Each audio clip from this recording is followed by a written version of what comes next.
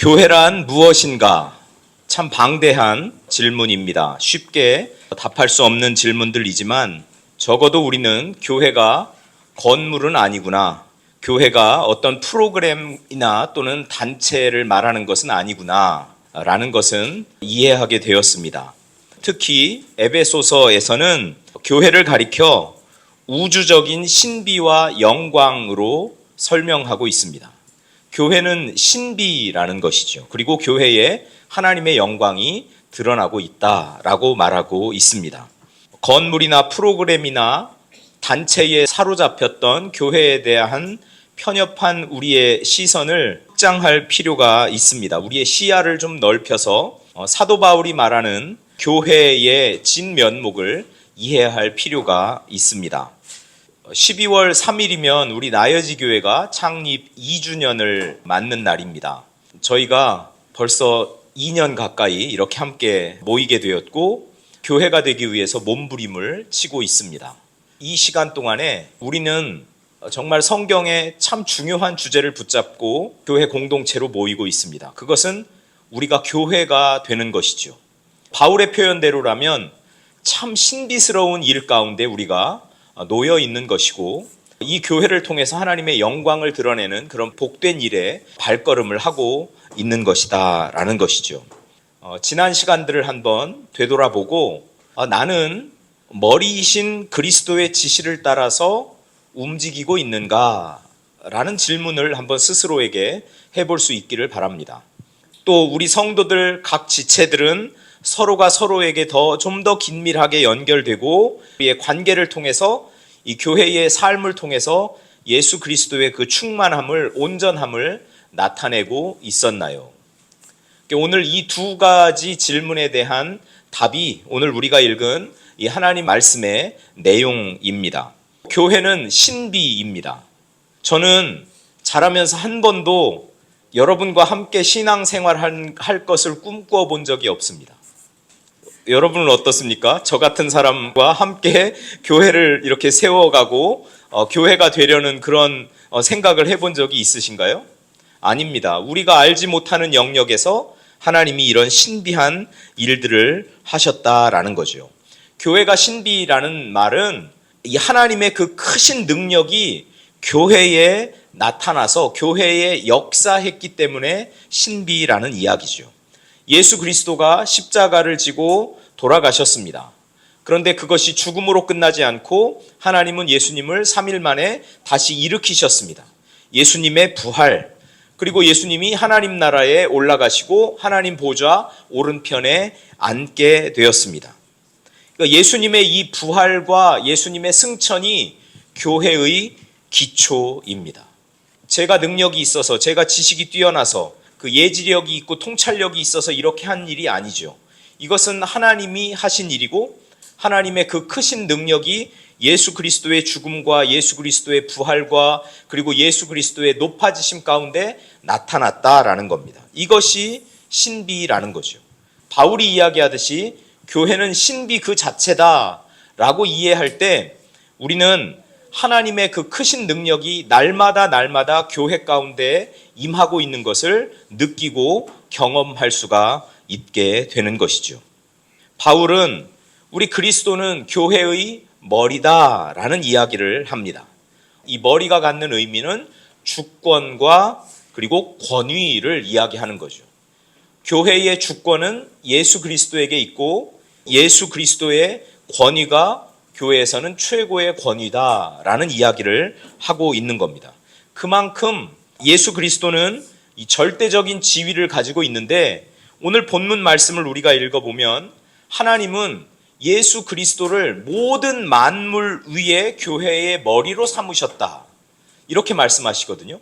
하늘에 있는 것이나 땅에 있는 것이나 또 이전에 있던 것이나 장차 올 그 모든 것보다 아주 우월한 그 권위와 권세와 지위를 예수님이 가지고 계신데 그 예수님이 교회의 머리가 되신다라는 사실이 참 놀라운 거죠. 그러니까 그런 예수님이 지금 교회를 다스리고 계신다라는 겁니다. 그런 예수님이, 그렇게 위대하신 예수님이, 그렇게 능력이 많으신 예수님이 교회를 통치하고 계신다라는 사실을 우리가 깨달았으면 좋겠습니다. 모든 권세 위에 뛰어난 권세를 가지신 그분이 우리를 통치하시고 그리고 우리와 함께 하신다라는 사실이죠. 그래서 우리가 신앙생활을 하면서 알아야 될 것 하나가 있다면 예수 그리스도께서 교회에 절대 주권을 가지고 계신다라는 사실을 우리가 꼭 알아야 됩니다. 여러분, 그러면 불안하지 않습니다. 교회의 어떤 크기에 따라서, 교회의 상황에 따라서 우리가 일희일비하지 않습니다. 예수 그리스도가 교회를 다스리고 계시고 예수 그리스도가 교회의 절대 주권을 가지고 계신다. 그러면 거기에서부터 우리 마음 가운데 위안이 생기는 거죠. 교회를 생각할 때 주님이 주시는 그런 평안함이 저와 여러분들에게 가득하기를 축복합니다. 교회의 절대 주권을 우리 예수 그리스도가 가지고 계시다라고 할 때 여러분, 또 우리가 걱정하지 말아야 하는 부분이 하나가 있는데, 그것은 이 세상의 어떤 권력도, 세상의 어떤 세력도 감히 교회를 무너뜨릴 수 없다라는 겁니다. 공산주의 국가에서는 교회 문을 닫던데요. 제 친구도 25년간 중국에서 선교사로 이렇게 열심히 사역했는데 추방당하던데요. 명목적으로 교회의 문을 닫게 하고 예배를 더 이상 공적으로 드릴 수 없다 하더라도 교회는 사라지지 않는다라는 사실입니다. 우리는 이 역사적인 증거를 어디에서 볼 수 있었어요? 러시아에서 볼 수 있었어요. 그 러시아 혁명 이후에 그 볼셰비키 그 치하에서 사람들은 이 정도 70년 정도 지났으면 교회가 다 사라졌겠구나라고 생각했는데 웬걸요? 다시 뚜껑을 막상 열어보니까 교회가 살아있는 거예요. 교회는 어떤 탄압과 어떤 세력의 그 위협 속에서도 절대로 사라지지 않습니다. 왜요? 우리 예수 그리스도께서 교회에 절대 주권을 행사하고 계시기 때문에 그렇습니다. 그러니까 예수님이 사라지지 않으면, 예수님의 권위와 권세가 사라지지 않으면 교회는 사라지지 않습니다. 북한 땅을 보면서도 그래서 우리가 늘 긍정적인 시선으로 바라볼 수 있는 것은 그 땅이 공산화가 되어서 김일성 그 1인 독재의 그 세월이 참 오래되어서 그 땅에 교회가 없을 것 같고 그 땅에 그리스도인들이 없을 것 같이 우리가 생각되지만 그렇지 않다라는 것입니다. 북한 땅이라고 교회가 다 사라지는 것이 아니다. 그리스도인들이 사라지는 것이 아니다. 세상에 어떤 세력도 감히 교회를 무너뜨릴 수 없다라는 사실을 우리가 기억할 수 있었으면 좋겠습니다. 예수님은 분명히 권세를 가지고 있습니다. 예수님의 이름은 정말 뛰어난 이름입니다. 그래서 귀신들 예수의 이름에 막 벌벌 떨잖아요. 아주 권세가 있는 이름이거든. 능력이 있는 이름이 바로 예수 그리스도인데 그만큼 예수님은 권세를 가지고 있고 권위를 가지고 있고 능력을 가지고 있기 때문에 그런 거죠. 그런데 놀라운 것은 이 예수님의 그 주권이, 예수님의 그 능력이 교회에 유익을 주기 위해서 사용된다라는 사실입니다. 바로 저와 여러분 한 사람 한 사람을 위해서 예수님의 이 주권이 사용된다. 예수님의 능력이 주어진다. 예수님의 권세가 주어진다라는 사실이지요. 만물을 통치하는 그 예수님의 권세가 나를 위해서, 우리 교회를 위해서 사용되고 있다라는 사실입니다.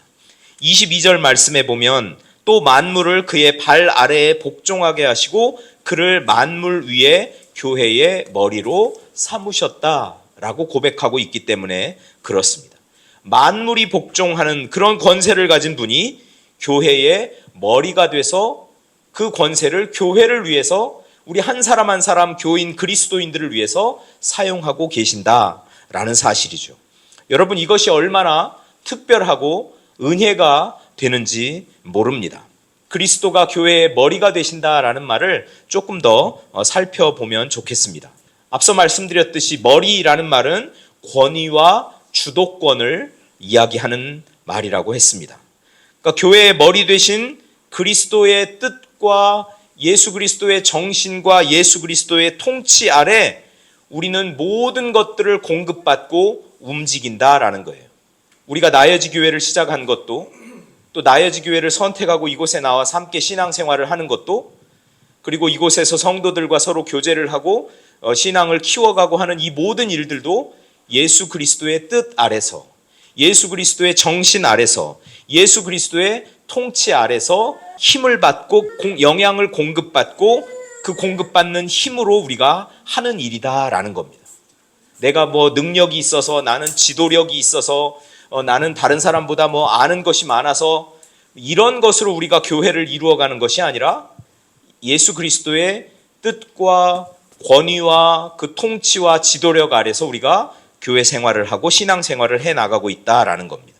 예수 그리스도가 교회의 머리라는 것은 예수 그리스도에게서 우리는 생명을 공급받는다는 거예요. 예수 그리스도 안에 있어야 생명을 공급받잖아요. 나는 포도나무요, 너희는 가지다. 가지는 나무에 붙어 있을 때만 열매를 맺을 수가 있습니다. 나무에서 떨어지는 순간 금세 말라버립니다. 예수님이 포도나무 비유를 우리에게 하신 이유는 그리스도인은 모름지기 예수 그리스도에게 붙어 있어야 된다. 예수 그리스도 안에 뿌리를 내리고 있어야 된다. 예수 그리스도와 동행하는 삶을 살아야 된다. 그래야 수분도 양분도 잘 공급받아서 푸르게 싱싱하게 그리고 열매를 맺는 삶을 살 수 있다고 말씀하고 계시는 거죠. 우리는 예수 그리스도에게서 생명을 공급받고 예수 그리스도에게서 방향을 지시받고 우리의 몸을 움직여서 지체를 움직여서 교회를 세워가는 것이지요. 예수 그리스도를 교회의 머리로 세웠다는 얘기는 우리는 지체라는 이야기고 이 지체들은 필연적으로 서로 연합하게 되어 있다라는 겁니다. 지체들의 연합. 여러분, 몸의 여러 지체들은 다 머리 아래에서 이제 연결이 되고 결합되어야 온전한 기능을 할 수 있습니다. 머리보다 위에 있는 지체가 있나요? 머리 위에 있는 지체는 없습니다. 구조적으로 그렇습니다. 이게 이야기하는 것이 무엇일까요? 이 지체들은 머리 아래서 연합한다는 겁니다.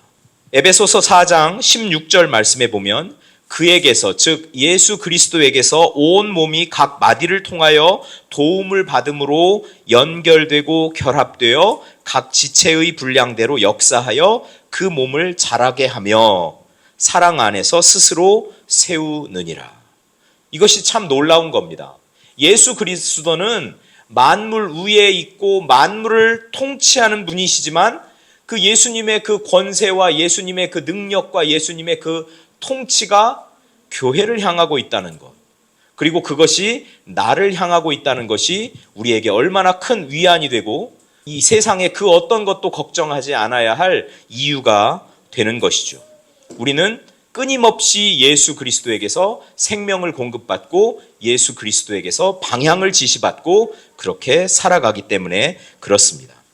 오늘 본문 23절 말씀을 우리가 한번 같이 읽어봤으면 좋겠는데요.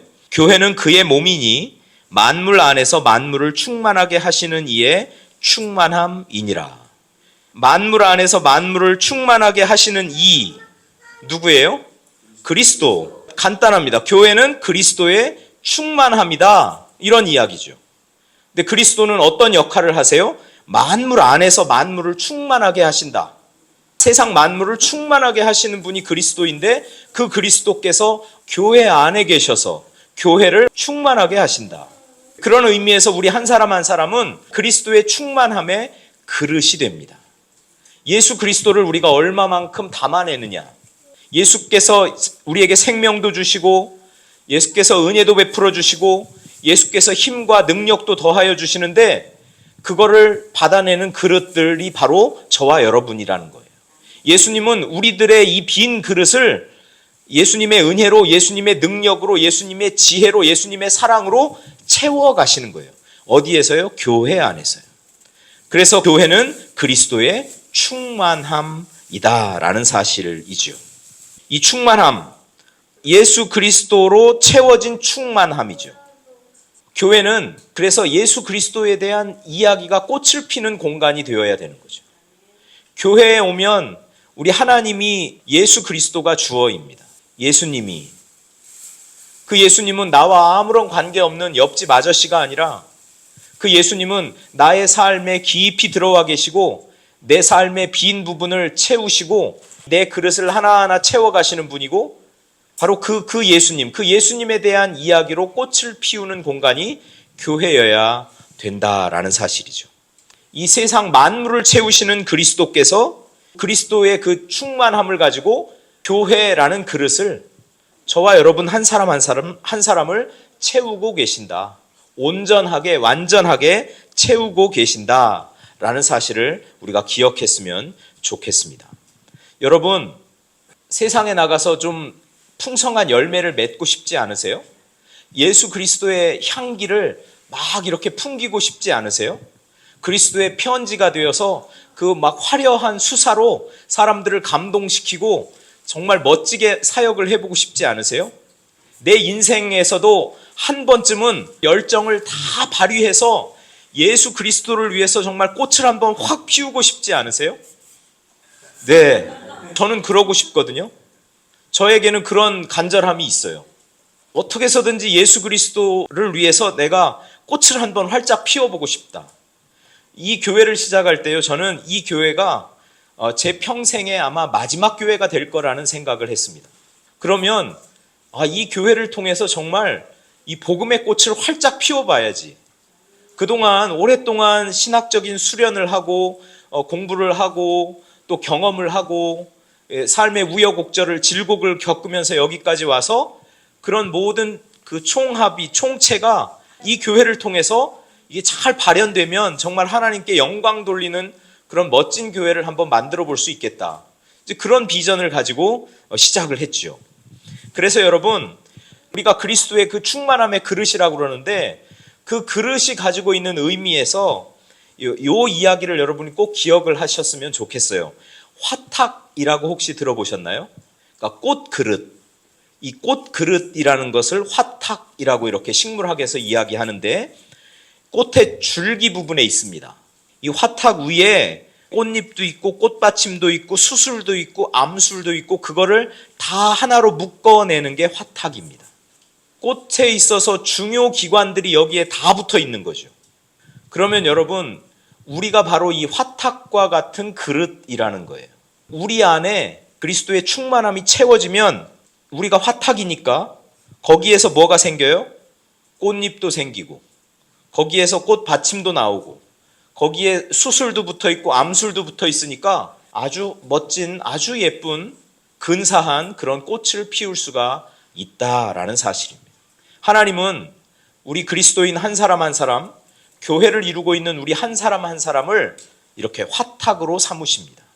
주님의 그 영광을 담아낼 수 있는 그릇으로, 주님의 그 충만함을 담아낼 수 있는 그릇으로 우리 한 사람 한 사람을 바라보고 계시다라는 사실입니다.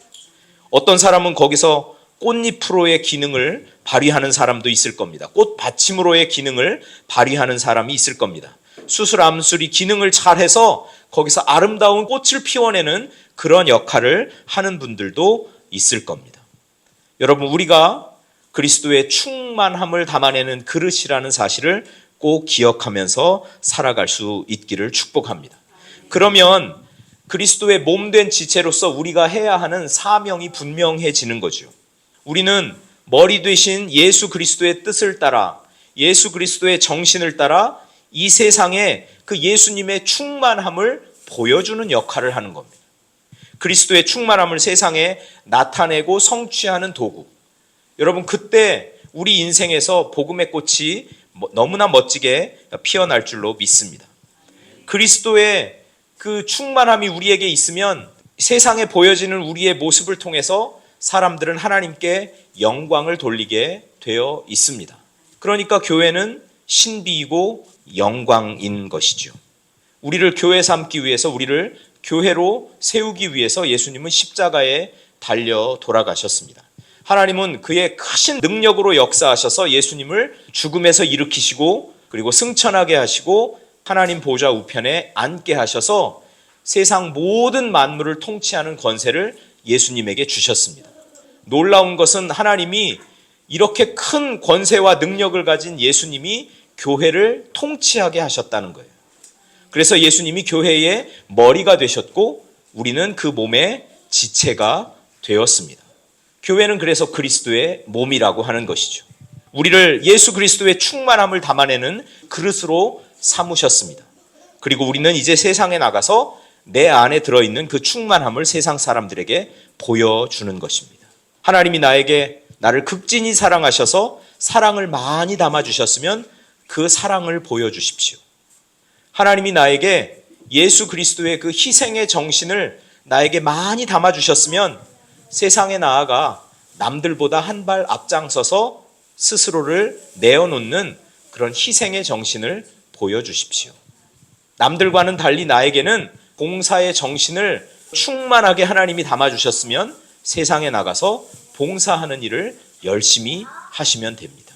하나님이 나에게 전도하는 능력을 주셨고 내 그릇 안에 그런 능력을 많이 담아주셨다면 세상에 나가서 입을 열면 우리 하나님의 복음을 전하고 예수 그리스도를 전하고 교회를 소개하고 알리고 하는 이런 역할들을 통해서 전도와 선교의 일들을 충실하게 감당하면 됩니다. 주님이 내게 이 그릇에 넣어주시는 만큼, 주님이 내게 채워주시는 만큼 그 충만함을 가지고 우리는 우리의 삶을 살아가게 되는 것이죠. 그 충만함을 가지고 세상에 나가서 나에게 고유한 그 하나님의 은사와 능력을 가지고 우리는 세상을 섬기고 세상에 하나님의 영광을 드러내는 것이죠. 이런 복된 분들, 우리 나예지 교회 모든 권속들 다 되실 수 있기를 축복합니다.